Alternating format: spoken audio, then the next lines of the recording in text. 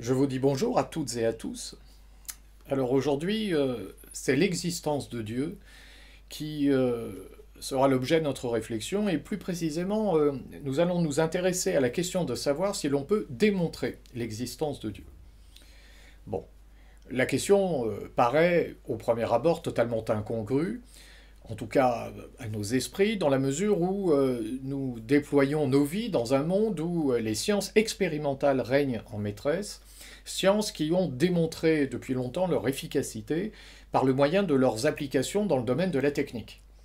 Et ces sciences, comme leur nom l'indique, étant expérimentales, elles ont renoncé à prétendre s'élever jusqu'à une réalité qui échapperait à l'expérience. Et il convient là de ne pas aller trop vite, puisque la métaphysique, longtemps, a été considérée comme la reine des sciences. Et reine des sciences dans la mesure où elle prétendait, justement, faire du suprasensible ou des réalités qui échappent au monde physique, au monde de l'expérience, dans la mesure où elle prétendait faire de ces réalités un objet de science. Et c'est là que les preuves de l'existence de Dieu, et plus précisément des preuves qui prétendent démontrer l'existence de Dieu, ne peuvent pas ne pas intéresser le philosophe. Parce que ces preuves, en tant qu'elles prétendent démontrer l'existence de Dieu, prétendent du même coup s'inscrire de plein pied dans le domaine des sciences. Une démonstration est un enchaînement nécessaire de propositions conduisant à une conclusion elle-même nécessaire. Et la nécessité qui préside à la démonstration fait qu'elle se distingue de la simple opinion, ou de la simple croyance, qui n'est rien d'autre qu'un attachement subjectif à telle ou telle idée. Alors, regardons la chose de plus près. Envisageons en quoi pourrait constituer une preuve de l'existence de Dieu, comment une démonstration de l'existence de Dieu pourrait être envisagée. Et sur ce point, la philosophie d'Aristote est très très éclairante. Et plus précisément, la métaphysique d'Aristote, bon, le terme de métaphysique n'est pas sous la plume d'Aristote qui préfère parler de philosophie première. Mais le terme est éloquent, il dit bien de quoi il est question. Il est question de s'élever à quelque chose qui est au-dessus du monde physique. Alors, dans sa métaphysique, donc, Aristote nous propose une preuve de l'existence de Dieu, une démonstration qui porte l'esprit à l'affirmation de l'existence de Dieu, affirmation qui reposerait donc sur une procédure logique, affirmation qui ne relèverait donc pas de la pure et simple opinion. Alors, la preuve de l'existence de Dieu qu'Aristote nous propose est complexe. Alors, je vous en propose deux, trois éléments qui permettent de se la représenter de manière suffisante, même si on ne va pas au bout de ce que le texte d'Aristote dit. Je pense qu'on peut arriver à éclairer la chose de manière précise, de manière claire. Alors d'abord, pour comprendre cette preuve, il faut se donner des principes de réflexion. Premier principe, il n'y a pas d'effet sans cause. Alors, Platon le disait déjà dans le Timée, rien ne naît de rien. Il n'y a pas d'effet sans cause, ça veut dire que le néant ne peut pas produire quelque chose. Si une réalité pouvait exister en étant produite par le néant, c'est-à-dire en étant produite par rien, ça signifierait que c'est le néant qui serait à son origine. Mais une telle éventualité est problématique, puisque si l'on soutient qu'un effet sans cause est possible, donc si on soutient que le néant peut produire de l'être, alors on soutient que le néant est producteur de quelque chose. Mais vous voyez bien que la phrase d'emblée est contradictoire. Si je dis le néant est producteur, je dis le contraire de ce qu'est le néant, puisque précisément le néant, néon en grec, non-être, le néant est ce qui n'est rien. Le néant n'est rien. Toute la difficulté d'ailleurs à dire le néant, parce que si je cherche à dire le néant, je vais dire le néant est, et en disant qu'il est, je ne dis pas le néant. Donc, si le néant ne peut rien produire, si le néant n'est producteur de rien, tout ce qui est toujours engendré à partir d'une cause, et d'une cause réelle. Premier principe, il n'y a pas d'effet sans cause. Bon. Deuxième principe, une cause intermédiaire n'est pas une cause réelle. Alors, ce deuxième principe-là peut être établi à partir d'un raisonnement qui pourrait ressembler à ça. Bon, envisageons trois objets.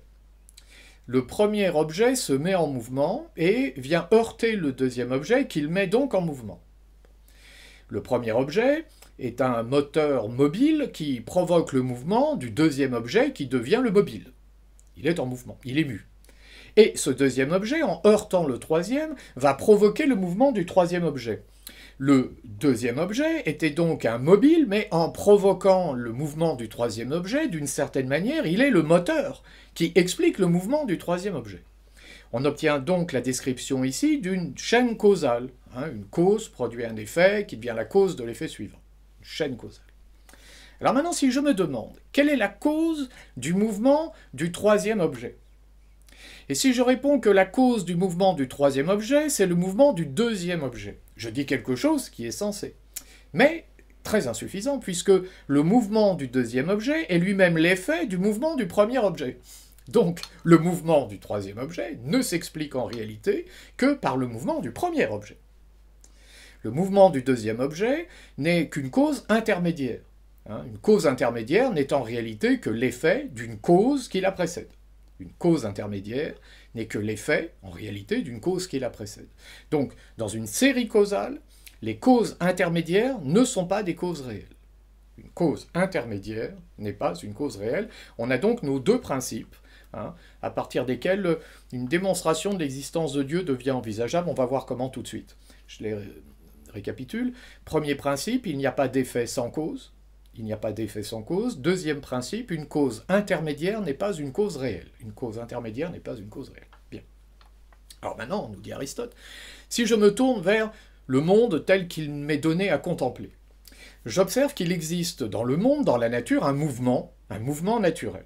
Si à présent je me demande quelle est la cause du mouvement naturel, et si je tente d'expliquer ce mouvement naturel par une série causale infinie, c'est-à-dire si je me dis que le mouvement naturel s'explique par une cause, qui s'explique par une cause, qui s'explique par une cause à l'infini, alors je soutiens que le mouvement naturel s'explique par une série infinie de causes intermédiaires, puisque si la série est infinie, il n'y a pas de cause première. Donc, si le mouvement naturel est le fruit d'une série causale infinie, par conséquent, il n'y a pas de cause première, ça signifie que le mouvement ne s'explique que par une infinité de causes intermédiaires, ce qui est contradictoire puisque nous venons de dire qu'une cause intermédiaire n'est pas une cause réelle. Dire donc que le mouvement naturel s'explique par une série de causes qui remontent à l'infini, c'est soutenir que le mouvement est un effet sans cause, puisque une cause intermédiaire n'est pas une cause réelle et qu'une infinité de causes intermédiaires ne constitue pas une cause réelle. Donc, si la série causale est infinie, il n'y a que des causes intermédiaires, par conséquent il n'y a pas de cause réelle. Si donc la série causale est infinie, il n'y a pas de cause du tout, et cela signifie que le mouvement naturel serait un effet sans cause, ce qui est absurde. On l'a dit, c'est absurde. Conséquence de ce raisonnement, il faut donc admettre que le mouvement naturel nous renvoie nécessairement à l'existence d'une cause première. D'une cause première. Cause première qui, évidemment, puisque cette cause première, c'est le premier moteur, c'est la cause qui explique le mouvement naturel, cause première qui mais qui n'est pas mue, puisqu'elle est première. Donc elle n'est pas elle-même, dans son mouvement, l'effet d'une cause qui la précède. Donc cette cause première sans être mue. Pour le dire plus simplement, c'est un moteur immobile. Un moteur immobile. Alors, si on se tourne vers ce que la nature nous donne à voir, on observe immédiatement que dans la nature, il n'y a pas de moteur immobile.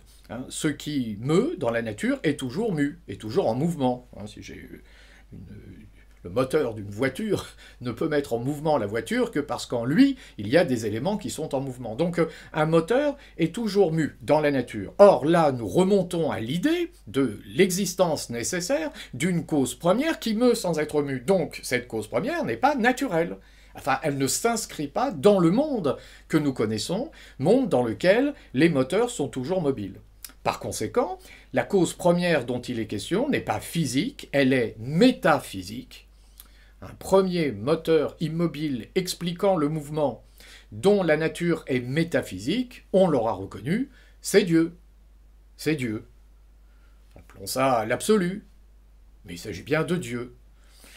Donc Aristote nous propose bel et bien une démonstration de l'existence de Dieu. On pourrait donc démontrer l'existence de Dieu. L'existence de Dieu pourrait être affirmée dans le cadre d'une démarche dont il faudrait reconnaître la scientificité.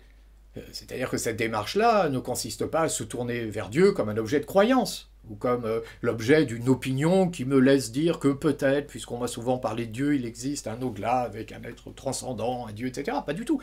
Ici, Dieu est posé dans un cadre qui est bien celui d'une démonstration, c'est-à-dire dans un cadre qui est celui de la science. Donc Dieu, ici, est objet de science. Et c'est une science qui permet d'établir l'existence de Dieu. Alors évidemment, cette science, c'est la métaphysique. C'est pas la physique qui, elle, est une science expérimentale. C'est une science qui porte sur un objet, en l'occurrence Dieu, qui est un objet suprasensible, un objet qui n'est pas donné dans l'expérience. Bon. Alors, on comprend qu'une telle preuve soulève des difficultés. Pour comprendre d'ailleurs la difficulté que soulève une telle démonstration et sa prétention à établir une vérité absolue, définitive, une vérité scientifique, de teneur vraiment solide, une vérité finalement indiscutable, pour comprendre les difficultés que ça soulève, il convient de se tourner vers l'œuvre de Kant, et plus précisément vers la critique de la raison pure. D'ailleurs, au vu de ce qu'on vient de dire, le titre même de l'ouvrage prend un sens. La critique de la raison pure. La critique de la raison pure, c'est la critique d'une raison qui prétend par elle-même établir une vérité scientifique. C'est la critique d'une raison qui par elle-même prétend établir une science, c'est-à-dire une science pouvant se passer de tout point d'appui relevant de l'expérience, relevant de l'intuition, de la perception des sens, de la perception sensible. L'analyse de Kant relève de cette critique de la raison pure conduisant à la thèse selon laquelle la science passe par le concept, mais par la représentation intellectuelle, certes, mais la science requiert également l'intuition, elle requiert quelque chose qui est un donné des sens, elle requiert une dimension qui est celle de la sensibilité, dimension de la sensibilité qui est absente en réalité de la démonstration que j'évoquais tout à l'heure, même si il y a une subtilité parce que la démonstration d'Aristote prend d'abord appui sur l'expérience. On constate qu'il existe du mouvement dans la nature. Bon. Mais si elle prend appui au départ sur un constat empirique, sur quelque chose qui relève de l'expérience, assez rapidement, elle s'élève vers un objet qui, lui, échappe radicalement à toute expérience. Et c'est à ce moment-là qu'elle prétend établir Dieu, penser Dieu, comme objet de science. Et c'est justement à ce moment-là que la critique de la raison pure permet de mettre en question. Alors, pour reprendre les choses de manière la plus clarifiante possible, on peut dire ceci. Pour connaître scientifiquement, il faut nécessairement le concept. Le concept, c'est la représentation générale. La représentation générale et abstraite. Alors, le concept de triangle, c'est le concept d'une figure à trois côtés. Après, ce triangle, il est grand, il est petit, il est équilatéral, il est isocèle, il est ce que l'on veut. Mais enfin, un triangle, il a toujours trois côtés. Donc le concept, c'est la représentation générale et abstraite. Et la connaissance scientifique requiert le concept par lequel l'objet est pensé. C'est vrai. Et le concept est bien à l'œuvre dans la démonstration qui prétend établir Dieu, qui prétend établir l'existence de Dieu et faire de cette existence l'objet d'une science. Donc, la connaissance scientifique requiert le concept, certes, mais le concept ne suffit pas. Le concept ne suffit pas parce que le concept ne donne pas l'existant. Il ne donne pas l'objet dans sa singularité qui, précisément, est l'objet de la connaissance. Alors, considérons cet exemple. Si je suis à mon bureau et que j'écris, si j'essaye de connaître la feuille sur laquelle j'écris, il me faudra le concept par lequel cet objet, cette feuille, sera pensé. Mais le concept à lui seul ne me dira rien de la feuille dans sa réalité empirique, dans sa réalité singulière. Le concept ne me dira rien de cette feuille comme existant, qui est l'objet que j'essaye là précisément de penser. Et là intervient l'intuition, c'est-à-dire cette perception des sens qui donne la singularité de cette feuille de papier, ici et maintenant, dans l'espace et dans le temps. Autrement dit, pour qu'il y ait une science véritable, il nous faut à la fois le concept et l'intuition. L'entendement comme faculté et la sensibilité. La spontanéité du concept et la passivité de la sensibilité. S'il manque l'un ou l'autre, on ne parvient pas à établir une science véritable. Kant a une formule comme ça assez éclairante lorsqu'il nous dit que des pensées sans matière sont vides. Mais ça ne donne pas l'existant. Mais il précise, des intuitions sans concept sont aveugles. Si je n'ai que la sensation, si je n'ai que l'intuition sensible, ça ne me donnera pas non plus la connaissance de l'objet. Donc, la connaissance suppose le concept et l'intuition. Et sur cette base, on comprend que la métaphysique, qui prétend s'élever jusqu'à une réalité suprasensible, on comprend que cette métaphysique est le domaine d'une illusion, et d'une illusion de la raison, qui prétend établir une science, qui prétend établir une vérité démontrée et définitive. La critique de la raison pure, en ce sens, est une critique de la métaphysique. En tout cas, de la métaphysique en tant que, notamment, par des preuves ou par des démonstrations, elle prétend s'élever jusqu'à Dieu, comme si, en s'élevant ainsi jusqu'à Dieu, elle ne quittait pas le domaine des sciences, le domaine scientifique. Donc, si l'on raisonne à la manière de Kant, on ne pourrait pas démontrer l'existence de Dieu. Bon. Alors, une fois qu'on a dit ça, malgré tout, la démonstration qu'on évoquait là, à partir de la pensée d'Aristote, la recherche d'une preuve de l'existence de Dieu, ne saurait être négligée, absolument. Une fois qu'on a dit ça, ça n'est pas la métaphysique elle-même qui est ruinée. C'est plutôt la prétention de la métaphysique à être une science. Mais n'y a-t-il pas, dans l'esprit de l'homme, quelque chose qui le porte par nature à s'élever au suprasensible? La critique de la métaphysique ici, qui passe par la critique des preuves de l'existence de Dieu, et notamment de cette preuve, de cette démonstration qu'on trouve chez Aristote, ne conduit pas à rejeter totalement la métaphysique comme si elle n'était que source d'illusion. D'ailleurs, la démonstration elle-même, même si elle n'est que formelle, même si elle n'est que logique, même si elle ne conduit pas véritablement à la connaissance de l'objet dont il est question, cette démonstration ne démontre peut-être pas l'existence de Dieu, mais elle démontre quelque chose.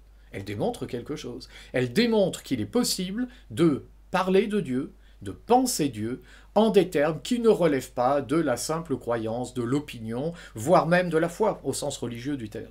Autrement dit, les preuves de l'existence de Dieu ne prouvent peut-être pas l'existence de Dieu, les démonstrations de l'existence de Dieu ne démontrent peut-être pas l'existence de Dieu, mais ces démonstrations démontrent que l'idée de Dieu n'est pas une idée qui, en elle-même, relève de la pure opinion. D'une certaine manière, l'acte même de démontrer l'existence de Dieu, ou de prétendre démontrer cette existence, inscrit l'idée de Dieu dans le champ de la raison. Kant le dit, ça. L'idée de Dieu, en réalité, est une idée de la raison. Si je me tourne vers la nature, que je contemple la nature, et hors de moi, faisant porter mes regards sur l'environnement naturel, et si je porte d'ailleurs mes regards sur ma nature même, j'aperçois sur mon être, j'aperçois dans la nature quelque chose qui est de l'ordre de l'harmonie. Là, Rousseau le décrit fort bien, ça, lorsqu'il herborise, il contemple comme ça l'objet naturel qu'il a accueilli, et il voit dans une simple feuille quelque chose qui est une totalité harmonieuse tout à fait extraordinaire. La nature révèle sans cesse une puissance interne d'organisation et d'harmonie. Un être vivant est comme une petite totalité ordonnée, à l'intérieur de laquelle le hasard semble exclu. D'ailleurs, Hegel reprendra cette formule, la raison n'a d'autre but que d'éliminer le hasard. Et la philosophie, dit-il, n'a d'autre but que d'éliminer le hasard. Ici, c'est une raison triomphante dont il est question chez Hegel. Chez Kant, c'est plus humble, mais malgré tout, on retrouve cette idée, enfin, elle est déjà présente. La raison exclut le hasard. Lorsque je me tourne vers la nature, je perçois un ordre, une harmonie qui me laisse penser que tout cela n'est pas ainsi par hasard. Tout cela n'est pas ainsi par hasard, mais si ça n'est pas le hasard qui rend raison de ce magnifique ordonnancement du monde, lorsqu'il s'agit des choses naturelles, l'homme, lui, produit du chaos, souvent par ses actions, mais si ça n'est pas le hasard qui rend raison de ce magnifique ordonnancement des choses naturelles, alors il faut bien penser cet ordonnancement à partir d'une origine absolue. c'est-à-dire en adoptant le point de vue de Dieu. L'idée de Dieu ici est une idée de la raison. Alors évidemment, ça n'est pas une idée qui relève de la science, hein, puisque cette idée ne s'accompagne pas d'une intuition, hein, de l'objet dont il est question. Je n'ai pas l'expérience de Dieu, d'ailleurs, de Dieu. Je ne peux pas faire l'expérience, puisque si Dieu m'était donné ici et maintenant, il serait conditionné à l'espace et au temps, hein, il ne serait plus Dieu, il ne serait plus Dieu. Donc si Dieu est Dieu, il est inconditionné. Il échappe en ce sens à toute expérience possible, mais l'idée de Dieu est une idée qui possède une signification pour le philosophe qui s'interroge sur la vie, qui s'interroge sur la nature et sur le sens même de son existence. Hein. D'ailleurs, cette idée de la raison qui rend raison, hein, de l'ordre du cosmos, cette idée de la raison qui rend raison de l'harmonie qui règne à l'intérieur des vivants, c'est cette même idée de la raison qui me permet d'espérer que malgré le chaos qui règne dans l'histoire en raison de l'activité désordonnée des hommes livrés à leur passion, c'est cette idée qui me permet d'espérer que se joue à l'intérieur de ce chaos un ordre en réalité parfaitement harmonieux qui me donne des raisons d'espérer. Voilà. Je peux espérer qu'il y a là des raisons d'espérer. L'idée de Dieu est bien une idée de la raison, et cette idée de la raison, si elle n'est pas inscrite dans le domaine des sciences, est très profondément inscrite dans la démarche du philosophe qui s'interroge sur sa vie et qui s'interroge sur le sens de son existence. Donc, renoncer à la métaphysique, oui, s'il s'agit de renoncer à une activité de l'esprit qui prétend établir une science de réalité suprasensible. Renoncer à la métaphysique, en ce sens, est une exigence de la raison, puisque renoncer à la métaphysique, qui prétend démontrer l'existence de Dieu, c'est renoncer à ce qui engendre des illusions de la raison. Mais si renoncer à la métaphysique, c'est renoncer à cette démarche de l'esprit qui s'interroge sur la vie et sur le sens de l'existence. Si renoncer à la métaphysique, c'est renoncer à penser la réalité comme une réalité ordonnée. Si renoncer à la métaphysique, c'est abandonner toute raison d'espérer. Alors renoncer à la métaphysique, finalement, c'est renoncer à la raison. Renoncer à la métaphysique en ce sens, en une métaphysique réfléchie, en une métaphysique qui consiste à réfléchir sur le sens de la vie, renoncer à une telle métaphysique, c'est renoncer à la raison. D'une certaine manière, c'est perdre la raison. Voilà. Eh bien, je vous dis à bientôt pour un nouvel objet de réflexion.